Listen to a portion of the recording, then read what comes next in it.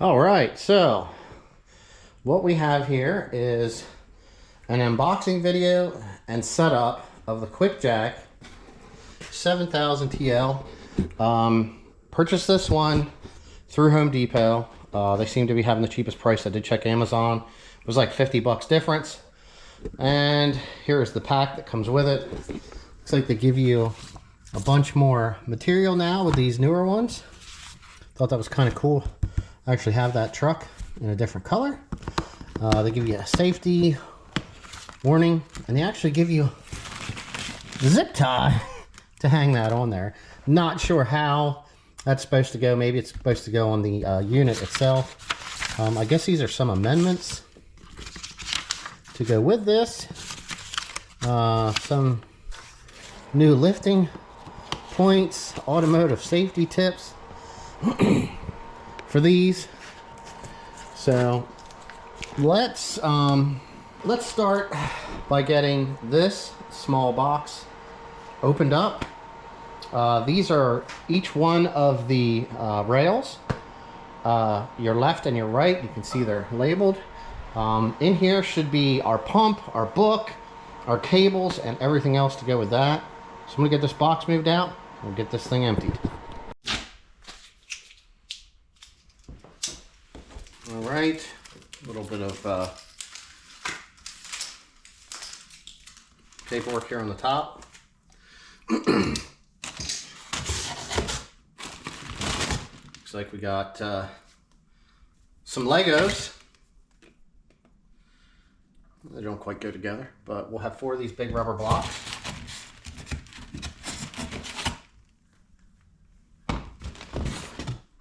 Oh, there's 2. There's actually 8.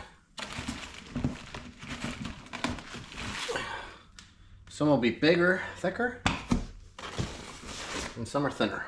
So we have 2 different size blocks. Looks like this is a packing list for box 3.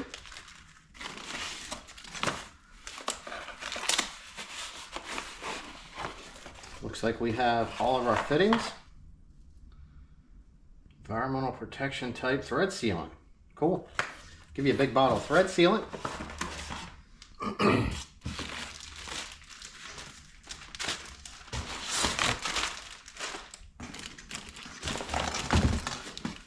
One, 2 short lines. Short lines, 2 long lines. One of these nice big bags of stuff you're not supposed to eat.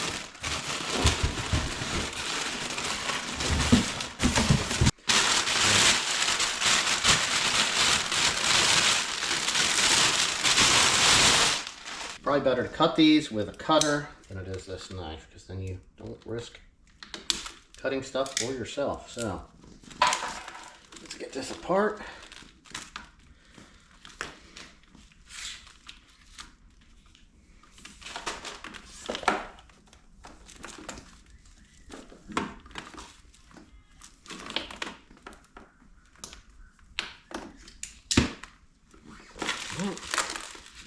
Looks like this is taped.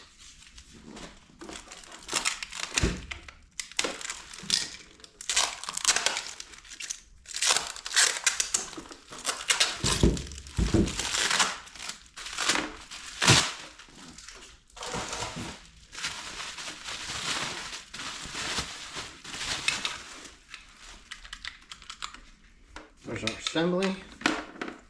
Here's our cable. Get that stuff kind of opened up. Looks like we need to install fittings here. Opened up.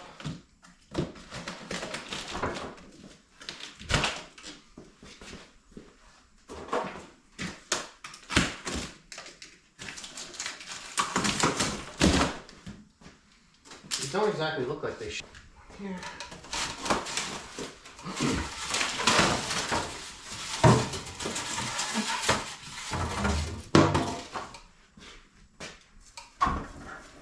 Okay. Wow. Pretty impressive. Looks like we have or setup manual, and another stop, don't return this to the store.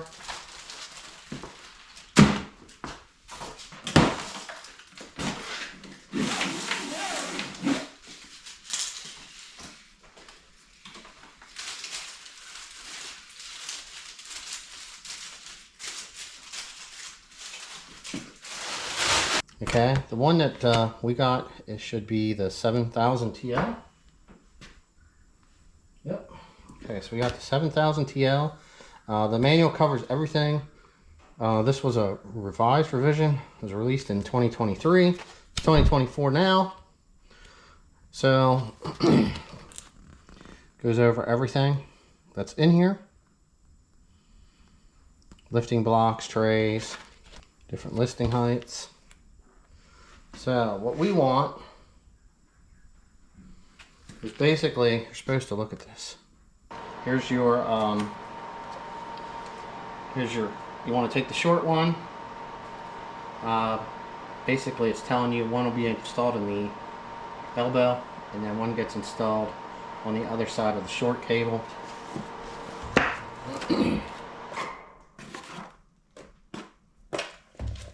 So let's pull this out. Which these are the short cables, so I'm going to get cutters for that. So we're going to need one of these and one of these, which you can tell it's a female end because it goes in, I guess. Female end, male end. Okay, and then we have this one with a flared fitting. So that means that there should be two different ends on this. One has threads and one doesn't. So we need this one. Right there. Alright, I'm going to cut this. No.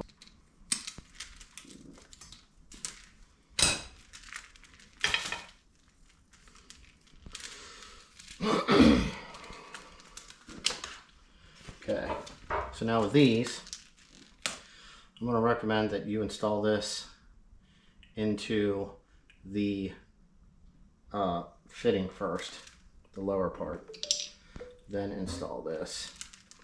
So with that being said, let's get this installed onto here.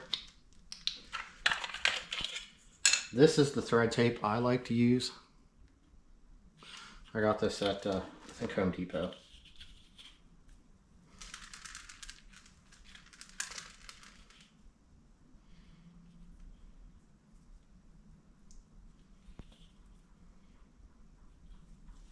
Alright, so when you're applying this, just give it light tension.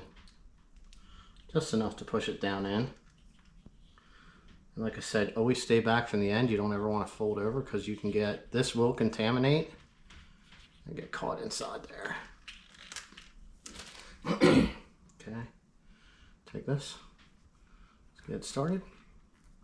Let's thread this on. I could find the correct wrenches for this. You can use these if you have them.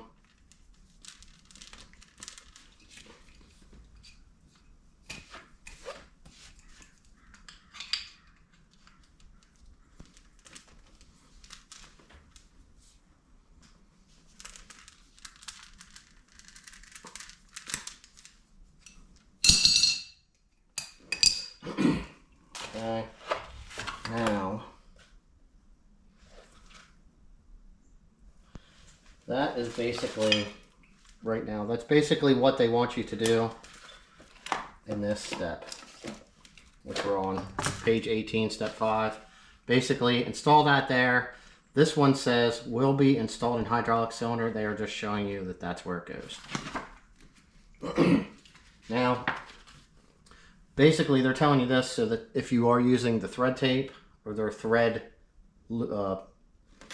sealant, liquid sealant, to let it cure for 24 hours. So now on this one, you're going to use two female ones.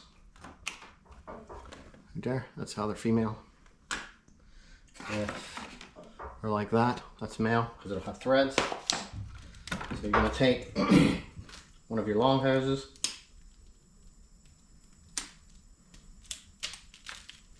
So if we just do this like that.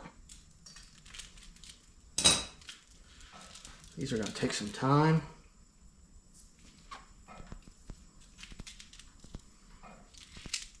To get uncoiled.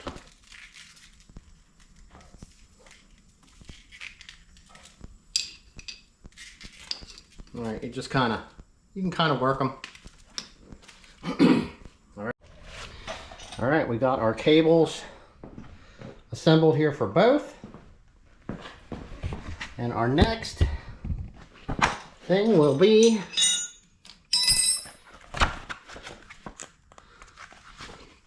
installing the elbow fitting, okay, onto here. So what you'll do is you'll spin this whole fitting and then you'll lock it down with this nut because it works like a swivel. And you need an 18 and a 14. I'm going to see what we need to remove. The Allen head, it says a 6 mil. All right, so this is what I'm just using for now. And a 6 mil wrench. There you go. Broke that one loose. Let's break the other one loose.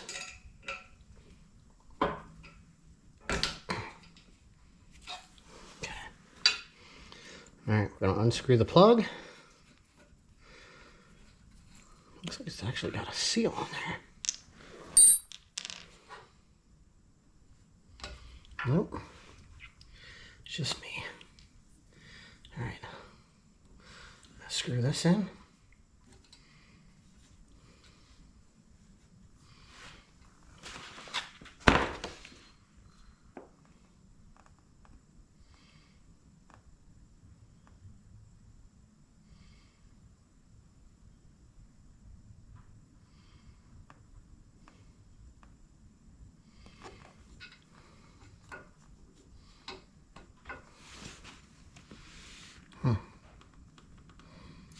Move that seal. All right, it just says to make sure you get that rubber wet.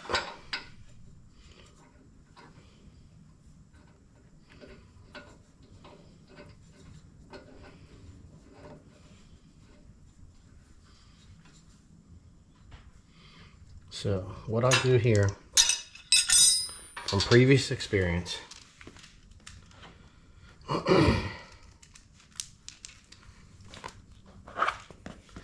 this hose is routed in here this way, okay?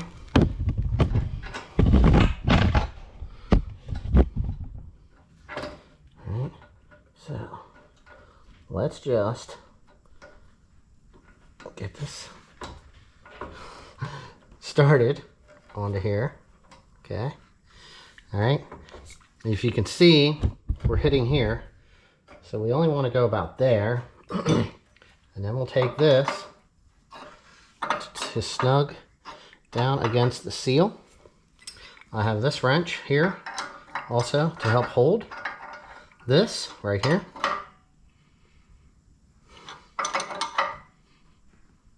Okay, that's installed. I'm going to do the other side. All right, make sure you tighten this one down, but you do not want to tighten the flared ones down too much. Just get them snug.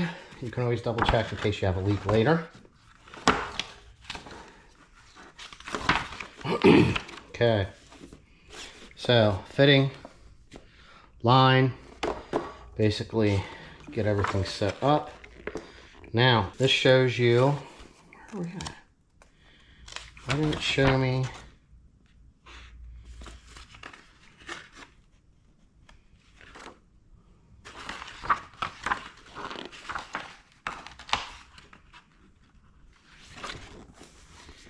All right, so basically it shows you how to set this up.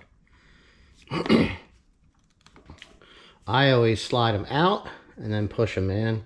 Some people, I guess you can push them in and then slide them out once you drive over top also. So now it's saying to apply 50 PSI in these return cylinders. So I have this, Nice little Milwaukee air pump. Works great for balls, tires. It's very portable. Battery lasts a long time. Not to brag it up. Okay, set that for 50. Screw this in. This will show how much air is in there.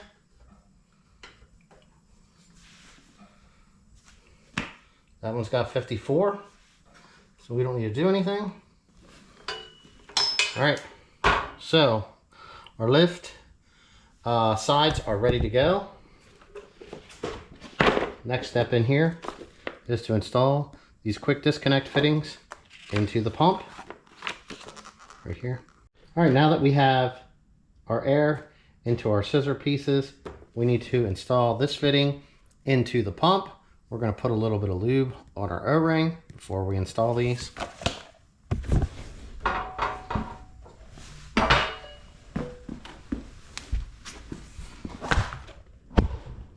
So they'll go right here.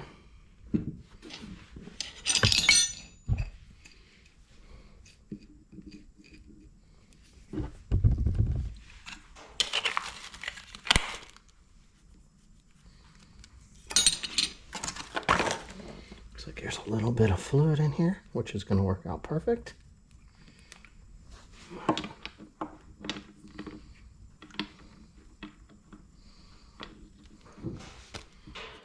Get some on our O-ring. I'm going to slide this off so it makes installation a little easier.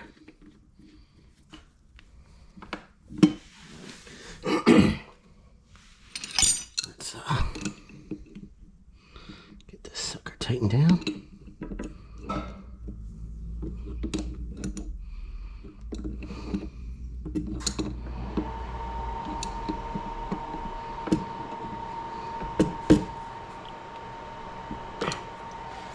Good and snug. Let's get ready for our second fitting. All right.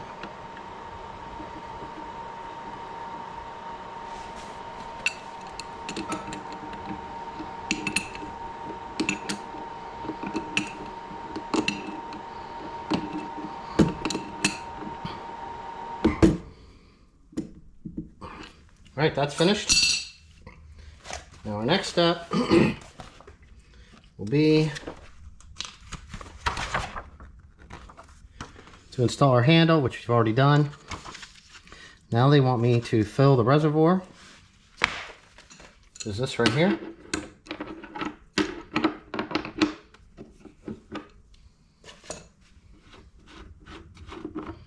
Let's grab some fluid. All right, so we have 1 full quart.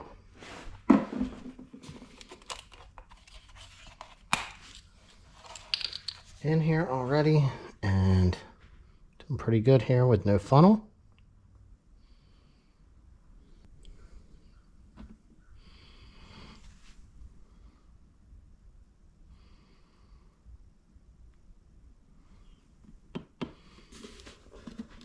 It looks like I can add a little bit more. We have 2 quarts in here for now. I have a little bit more I can add later.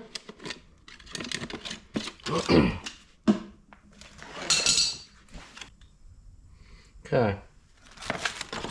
So, check the breather valve. It says that this is a breather cap.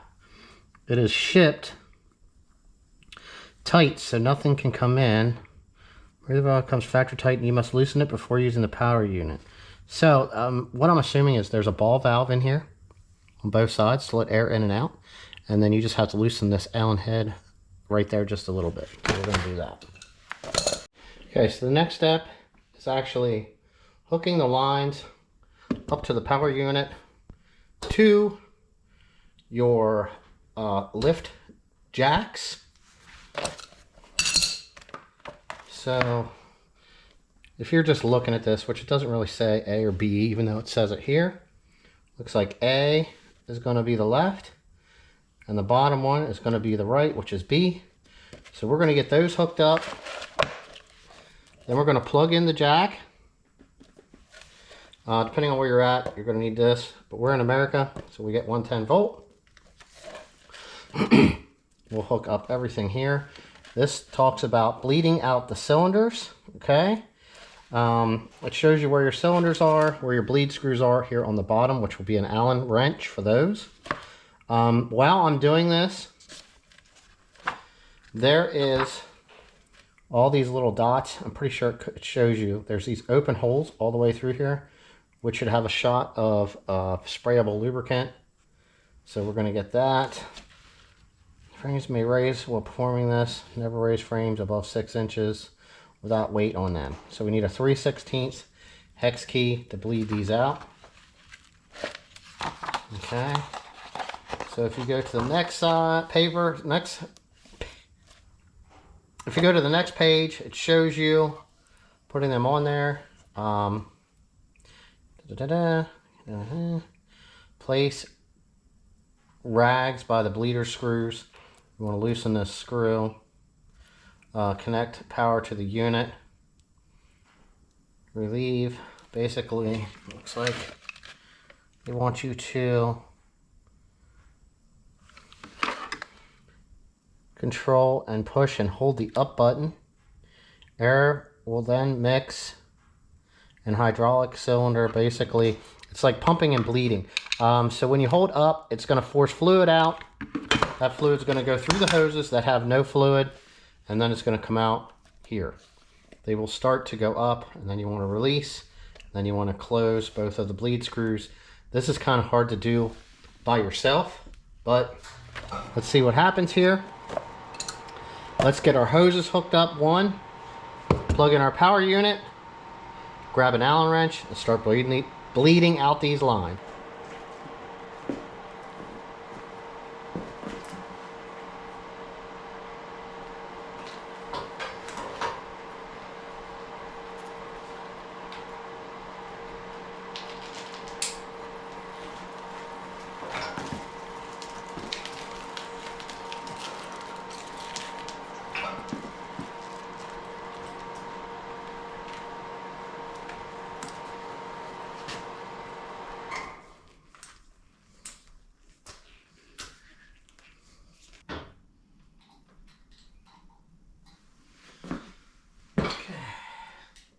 Alright, so what I'm doing is I'm loosening up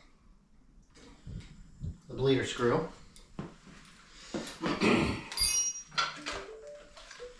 I'm going to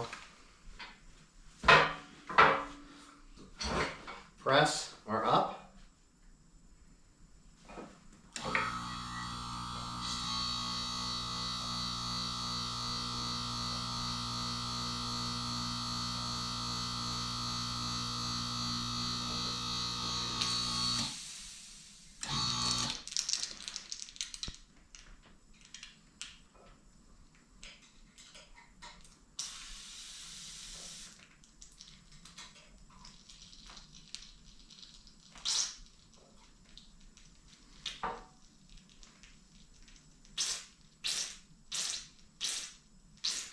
Hopefully you can see that in the camera. It's pushing the air out.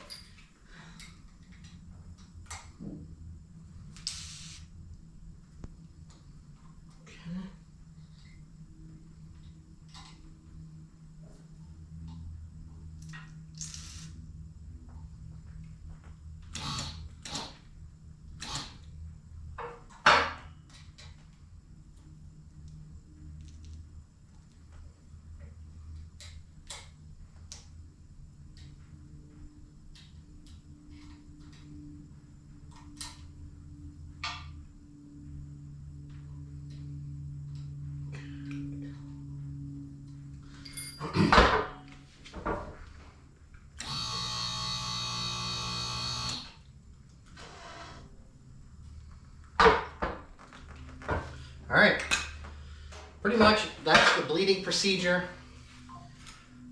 Little up, little down, little up, pop your bleeders. Hopefully you could hear some of the air working its way out. Now basically, you don't want to raise these up too far without any weight on them.